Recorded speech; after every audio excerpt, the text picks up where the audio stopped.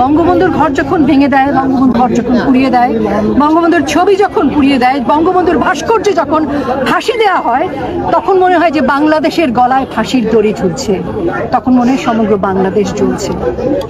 আমরা সেই বাংলাদেশের মানুষ, আমরা এই ভাঙচুর, এই মুক্তিযুদ্ধের চেতনার অগ্নিকাণ্ড, এই বাংলাদেশের বুকের ভাঙচুর, অগ্নিকাণ্ড, জ্বালাও পোড়াও, আগুন সন্ত্রাসের বিরুদ্ধে আমরা শোক প্রকাশ করতে এসেছি, আমরা প্রতিবাদ জানাতে এসেছি।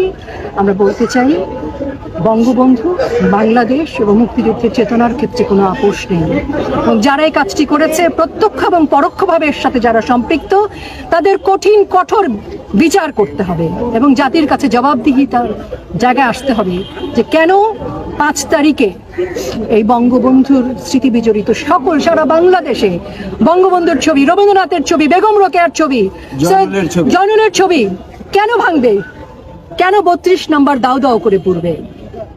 আমরা এর জবাব চাই, জাতি এর জবাব চাই। আমরা শান্তিপূর্ণভাবে, কালকে 15ই আগস্ট বঙ্গবন্ধুকে সপরিবারে নৃশংসভাবে হত্যা করা হয়েছে 1975 সালের 15ই আগস্ট।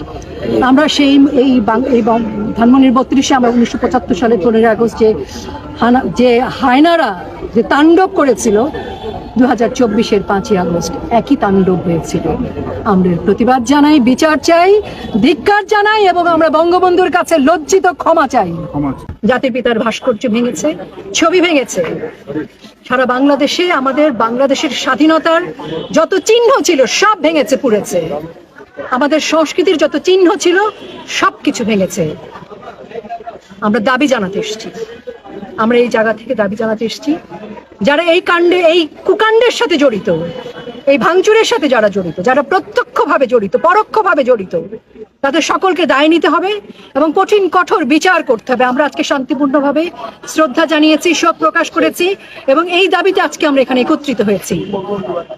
আগামীকাল আমাদের 15ই আগস্ট, আমরা শোক জানাতে, শোক প্রকাশ করতে, শ্রদ্ধাঞ্জলি জানাতে আমরা এখানে আবার কাল সকাল 8টার মধ্যে উপস্থিত হব। আমরা ফুল দিয়ে শ্রদ্ধাঞ্জলি জানাবো, আমরা দোয়া মাহফিল করব, আমরা র্যালি করব, আমরা বনানী কবরস্থানে যাব।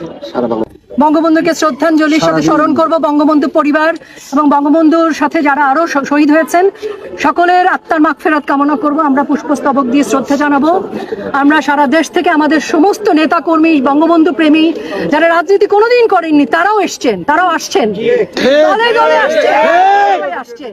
আমরা সবাইকে নিয়ে ফুল দিব, আমরা র্যালি করব, আমরা দোয়া মাহফিল করব, আমরা বনানী কবরস্থানে যাব, আমরা বঙ্গবন্ধুকে স্মরণ করব। আমরা আজকে সারা রাত সারাদিন, আমরা আজকে থেকে 5ই আগস্ট থেকে শুরু করে এই আজকে আমরা যে ঘোষণা দিলাম এটি চলবে ইনশাআল্লাহ। জয় বাংলা।